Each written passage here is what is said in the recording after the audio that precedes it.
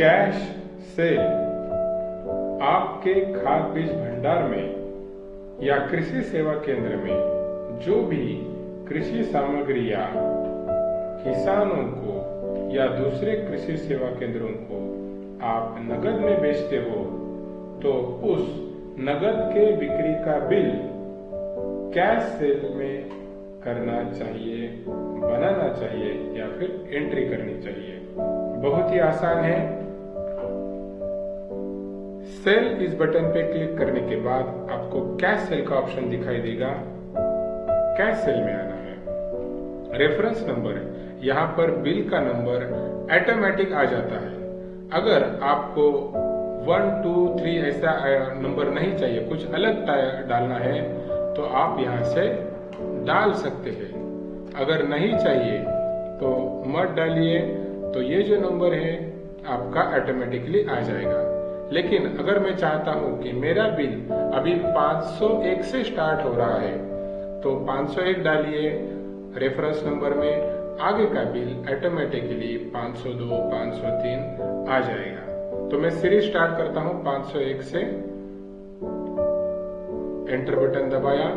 यहाँ पर आज की डेट आ जाएगी। अगर मुझे पिछले तारीख का बिल बनाना है तो मैं तारीख यहाँ से टाइप भी कर सकता हूँ, डेट, और यहाँ से सिलेक्ट भी कर सकता हूँ। एंटर बटन दबा के अकाउंट, कौन से अकाउंट में, अगर यहाँ पर एक कैश इन हैंड करके दिया है हमने ऑलरेडी, अकाउंट कैश है। अगर आपको किसी किसान का नाम सिर्फ डालना है तो यहाँ से आप डाल सकते हो। लेकिन अगर आपको उसका प्रॉपर खाता बना के उसके अकाउंट में जाना चाहिए तो यहाँ से आप ऐड न्यू अकाउंट करके कस्टमर बना सकते हो। देखिए मैं यहाँ पर एक कस्टमर बनाता हूँ, नाम लिया, उसके गांव का नाम लिया, एक नया नाम करते हैं गांव का,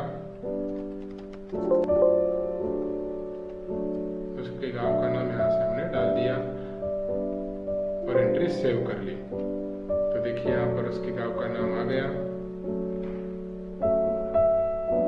एंटर, कौन सा आइटम है तो आइटम की लिस्ट आ जाएगी। नया आइटम है तो ऐड कर सकते हैं। अभी मैं यहाँ पर रोगरी लेता हूँ, जो आइटम है उसका batch number, expire date automatically आ गई है तो उसका बैच नंबर, एक्सपायर डेट में डालता हूँ। यहाँ पर कोई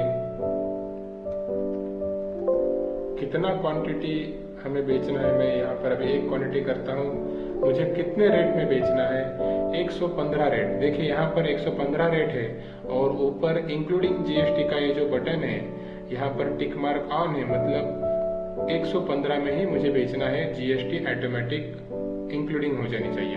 अगर 115 के ऊपर आपको जीएसटी लगाना है तो देखिए उसका अगर 9% तो 135 हो जाएंगे, तो ये टिक मार्क निकाल देनी है। तो लेकिन मुझे अभी, मैं रिटेलर हूँ, मुझे 115 में ही बेचना है, टिक मार्क ऑन रखिए। तो देखिए ये ऑटोमेटिकली बिल 115 का ही हो गया। विदाउट जीएसटी रेट उसने ऑटोमेटिक कैलकुलेट कर लिया। ये विदाउट जीएसटी रेट है, उसमें अगर आप जीएसटी मिला के देखेंगे तो ऑटोमेटिकली 115 हो जाता है। ठीक है, तो यहाँ पर ये आपका आइटम ऐड हो गया। फिर से आइटम डालना है तो फिर से आइटम आईडी पे क्लिक करिए, एंटर बटन दबाइए और दूसरा आइटम लीजिए। अगर दूसरा आइटम नहीं लेना चाहते तो इसे क्लोज करिए और आगे चलिए। तो यहाँ पर आपके कैश रिसीव्ड भी जितना बिल अमाउंट है वो आ जाएगी। यहाँ पर कोई सेल्समैन है आपका तो सेल्समैन को भी ऐड कर सकते हैं। देखिए मैं कंट्रोल ए करता हूँ। यहाँ पर मेरे पास एक रवि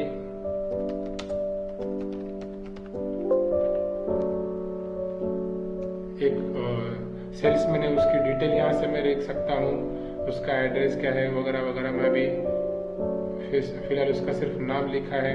तो कौन से सेल्समैन ने उसे बेचा है तो यहाँ पर आप सिलेक्ट कर सकते हो। उसके बाद यहाँ पर ऐड अनदर डिटेल्स बताया है कि अगर कोई थर्ड पार्टी एड्रेस है, यानी किसी बिल सतीश पवार जी के नाम से हुआ है लेकिन डिलीवरी कहीं और करनी है तो थर्ड पार्टी का एड्रेस यहाँ से आप डाल सकते हो। डिस्पैच डॉक्यूमेंट नंबर या फिर व्हीकल नंबर यहाँ से डाल सकते हो। जो भी आपको डालना है तो डाल सकते हो। यहाँ पर कोई अदर चार्जेस है, जैसे कि कुछ हमाली फ्रेट लगा है तो आप यहाँ से डाल सकते हो। जैसे कि उसे जीएसटी लगाना है, जीएसटी भी लगा सकते हैं। अगर नहीं जीएसटी लगाना कि 10 रुपये की हमारी लगी, कुछ 5% GST लगा, ऐड हो गया। नहीं लगाना तो नहीं लगा सकते हैं। और यहाँ से आपकी ये एंट्री हो गई सेव, और इस तरीके से आपका बिल यहाँ पर दिखेगा। हालांकि अभी ये जो प्रिंट आउट है, यहाँ पर आपको एक ही पेज में 2 बिल दिखाई दे रहे हैं। देखो, आप आपके अनुसार सेटिंग कर सकते हैं कि मुझे यहाँ पर बिल में फुल साइज बिल चाहिए, हाफ साइज चाहिए, या फिर मुझे एक ही बिल में 2 प्रिंट निकालने हैं। वो सारी सुविधाएं आपको मिलेगी।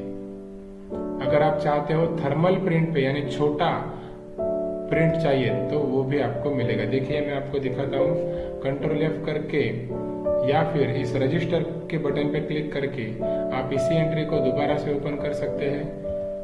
ओपन कर लिया।